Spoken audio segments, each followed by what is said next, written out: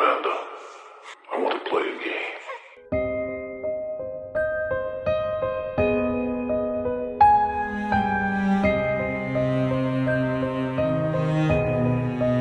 Hey core freaks, welcome back to my channel. My name is Amanda. As you can see from the title, today's video is going to be my full review with spoilers of Speak No Evil, the American remake from Speak No Evil. The original film is available on Shudder.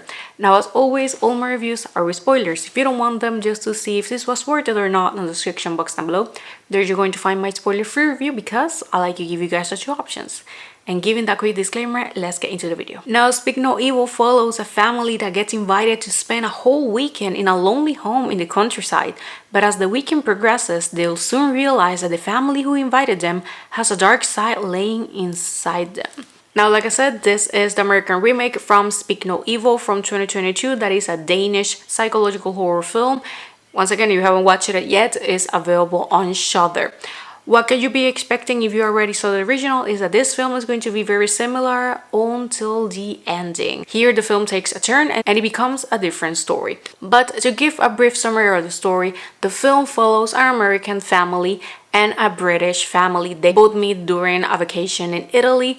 The Americans, they just moved to London, but the British, who are carefree and over the top, decide to invite them to their house so that they can spend more time together since they click. And since the Americans, they don't even know their neighbors, they think that that is the best idea. They go to the house that is in the middle of nowhere and pretty far from the city. As soon as they arrive, all the interactions, they become more passive aggressive to the point that it's uncomfortable for the American family. The British family has a kid, a little boy that, according to the mother, has a condition that makes him shy and it's hard for him to speak. But if you have watched the original, you know what actually happened with the kid.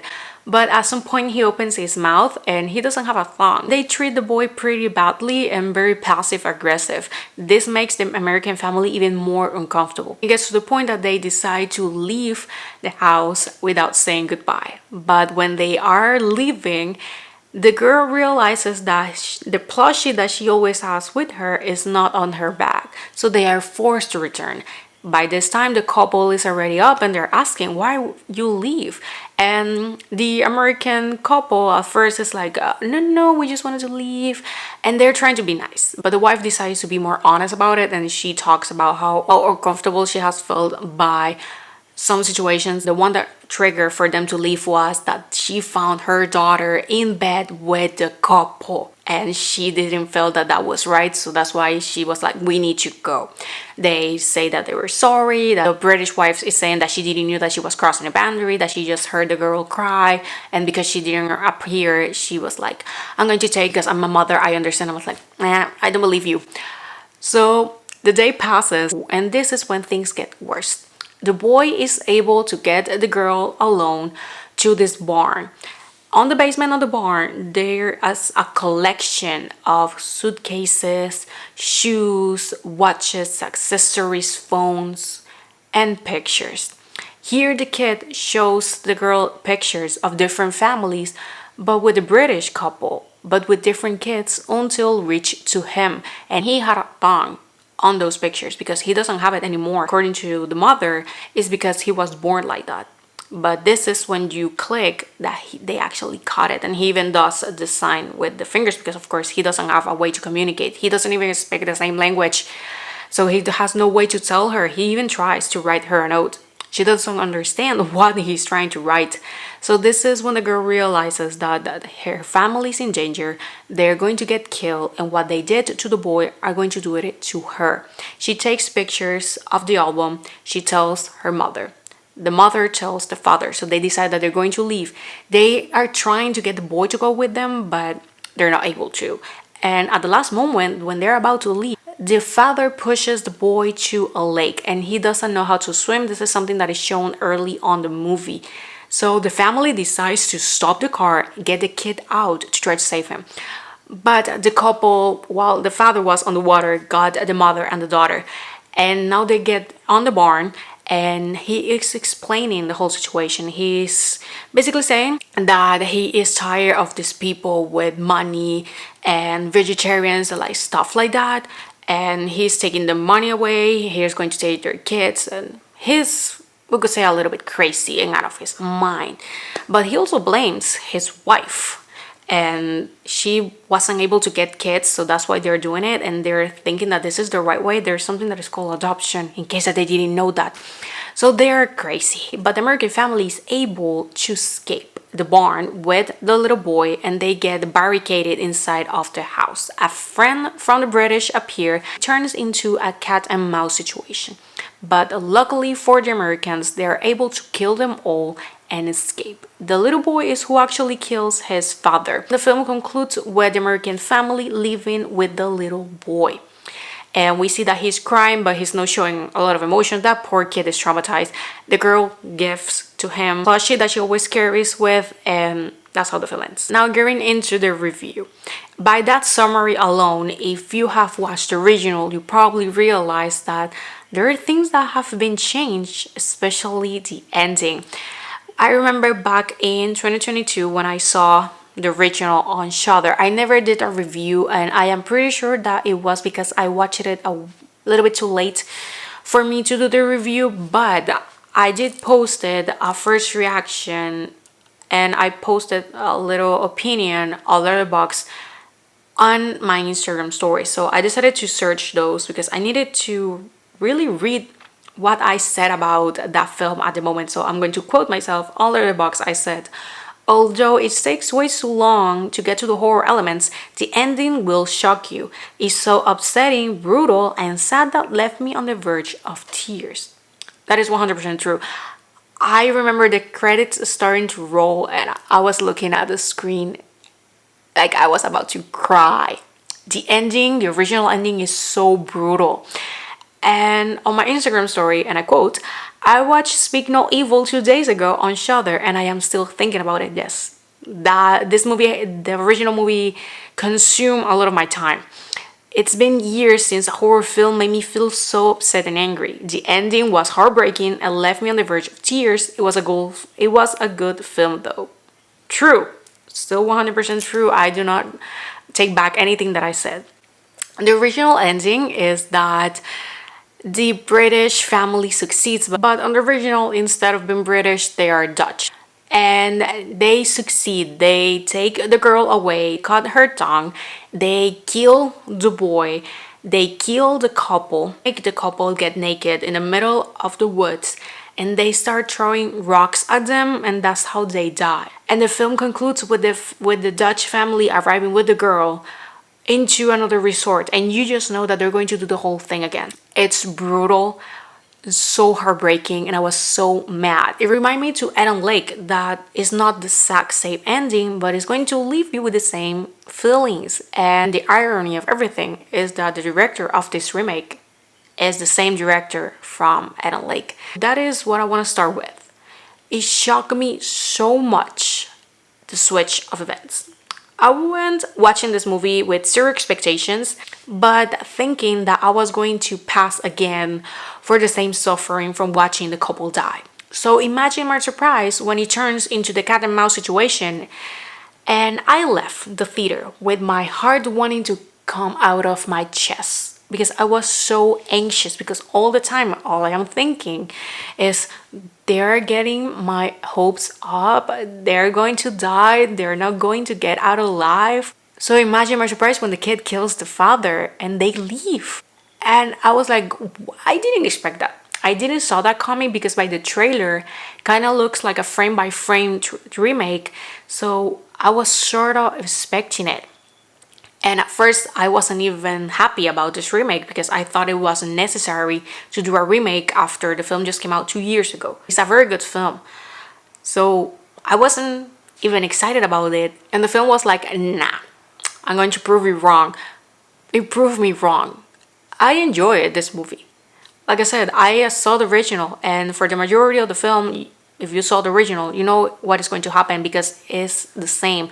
There are minor details that are changed. Mostly is the country and nationalities of the couples.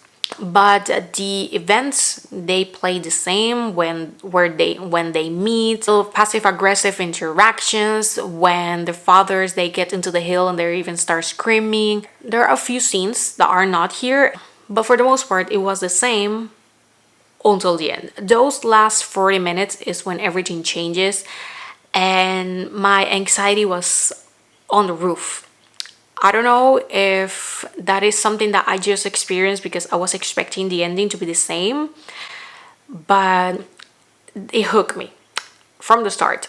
For me, this one felt more engaging and interesting than the original. For me, the original is a slow burn. It takes a little bit too much time to develop the story, and I appreciate the fact that they take the time. But when you watch the remake, they did the same thing, but the pace is a little bit faster, and they did it on a way that is manageable. It doesn't turn boring. So I feel that they managed pretty well, having to do the introduction of the couples, having to give the depth to the characters and all that background and different situations that are happening between the couples and also the kids and their struggles.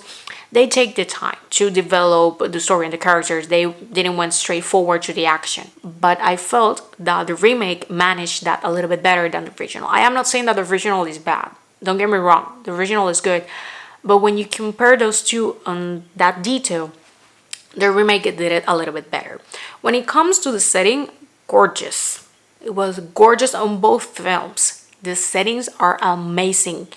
When it comes to the acting, James McAvoy takes the lead. That man is amazing. This has been called by some people his best performance yet. I wouldn't call it his best performance in his career, but it's there. The man was the right choice for the part. He has the ability to be very nice and then turn crazy. He did a fantastic job. The rest of the cast, they did also pretty well, convincing, especially the kid. I was so sad for that kid the whole time, and I am happy that he survived because I wasn't ready to see him die again. So the cast, they did a pretty good job. I enjoyed this movie way more than I was expecting it. It's a film that I would rewatch, and it's a film that I would recommend. I don't know how it's going to be the opinion for the people who haven't watched the original, because I feel that when you watch it, since you know the ending, you go to the theater expecting it, and when it doesn't happen, it takes you by surprise. And I feel that can be a good thing or a bad thing. In my case, I do not complain that we had a happy ending here. It's like you have the two versions. You had the bad ending and the good one. So now you have to choose. In my case, I don't know which one I'm going to choose because, once again, I like it both. Although the original left me on the verge of tears and I was so pissed and sad. It gave me a lot of emotions. I do not mind. I mean, that's sort of what I'm looking for sometimes in films, to get a type of reaction. And I am happy that with this one, although they changed the ending, I knew what was going to happen. It didn't take away that feeling of being anxious, caring about the characters, because they make you care, especially about the boy. So for me, this film was good. It's not excellent, but it's a very good one, and I would say that it's on the same level as the original, because I remember that I gave the original a 3 out of 5, but this one I'm going to give it a 3.5. I am giving the 0.5 because they managed better the pace thing, and it didn't feel boring or that slow, because the film is almost 2 hours. And like I said, it takes its time and kind of feel a little bit long by moments, but they didn't drag it as much as the original. And also I like the fact that on this remake, the couple give a fight. I felt that on the original, they kind of surrender a little bit too easy, and they were people pleasers 100% here too, but here they gave a fight and they gave something more of it. So that's something that I also appreciate. So this is one of those situations where I kind of like it a little bit more, the remake, than the original. But once again, I feel that the original is good. I still like it, but I'm going to push a little bit more the remake. It's not the norm for me, but I don't have complaints. So for me, like I said, this is a 3.5 out of 5. This is a pretty good horror movie and a surprise. And this is by far one of the best movies that Blumhouse has released in a while, because this is from Blumhouse. We know Blumhouse has been having a rough year, and I think that ever since they released The Exorcist Believer, everything went downhill, and that was last year. This one saves Blumhouse for now. So this was a surprise for me. I wasn't expecting it, to like it, to enjoy it, and to be good, because for me it was. So once again, 3.5 out of 5, 7.5 out of 10. Worth watching horror movie. And if you haven't watched the original, I will suggest you to do it, because you're gonna have the two endings.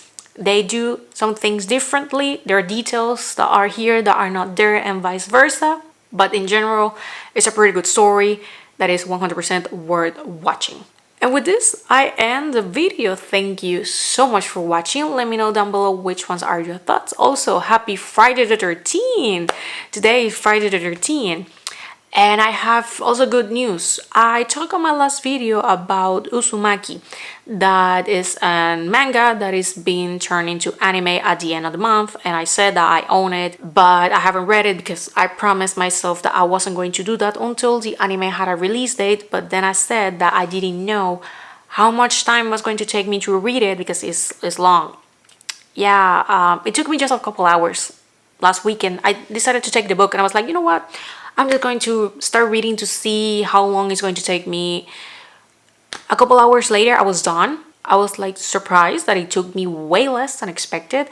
I enjoyed it a lot, and I am so intrigued to see what they're going to be doing with the anime. I am dying to see the visuals, because if you have read it or you have seen the drawings, they're amazing. So my review for the anime will be coming once it ends. It's only going to be 4 episodes, so 1 to 4 episodes are out.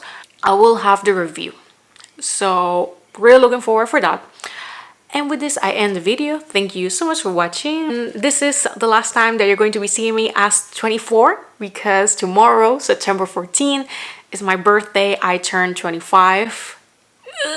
I don't like how that sounds. I started this channel when I was 21, and I am here 25, about to turn 25. I'm surprised I am still here. A part of me thought that I was going to leave this and that I wasn't going to keep doing it, but I enjoyed it at the end of the day. I don't care that my channel is small. I still enjoy doing this.